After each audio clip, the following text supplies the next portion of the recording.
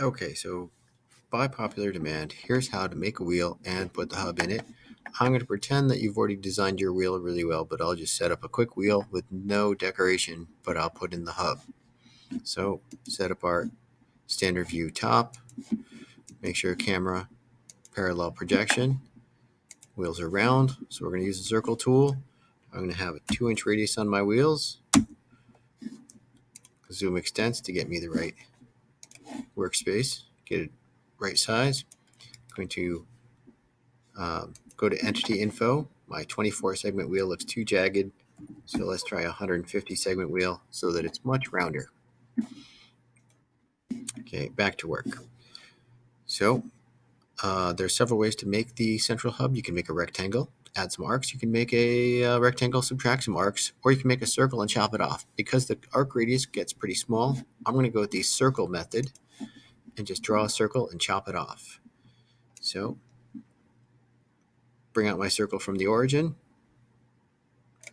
Actually, I'm getting ahead of myself. The trick to this one is if you've already done this and your wheel's ready, pull it to 3D first and then use the push-pull tool to put the center in. So I'm going to pull the wheel down so I still have the origin to play with. So camera, standard view, bottom. I'm going to tilt it down a little bit, get the push-pull tool, and I'm going to make my wheel about 0.3 inches thick. Just an arbitrary number for now, but I want it to be bigger than 0.230, and I'll get into why later. So back to camera standard view top.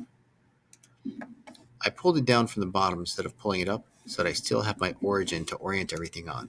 So I go ahead and put my circle in, and I did my homework, and the hub is not a perfect circle.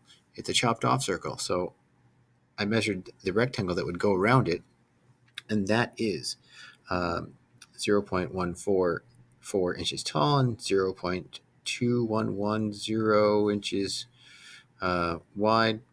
So that gives me a 0.1055 radius on the circle.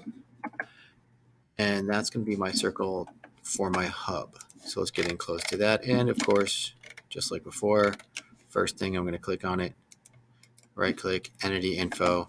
And again, I did my homework, so I know 46 segments is too much, but 45 is okay. That's as round as it's going to get. So that's my center circle. Now, the height of the rectangle on the hub, or the rectangle with the arcs on it from the hub, is 0.144. So I'm going to make it with my measuring tool. Measure up halfway, 0.072.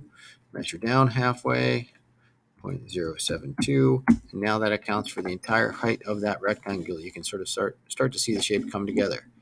Working at sizes this small, we're going to have to get pretty zoomed in. So I get my line tool. I can get this first intersection sometimes, but if I zoom in really close, no problem. I have to zoom back out again, and then I go over to the other side and zoom in really close. If you note, the zoom tends to focus around wherever my cursor is. So I'm going to do that. Get my next intersection, back out again. Oops. Zoom in. Get that first intersection, zoom out, zoom in, get that second intersection. I'll just keep zooming till I get it.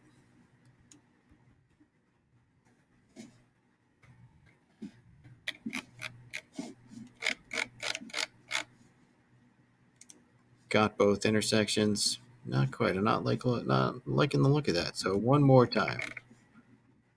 Not the intersection. Zoom out.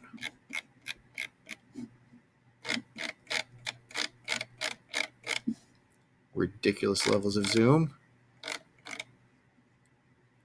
Got the intersection.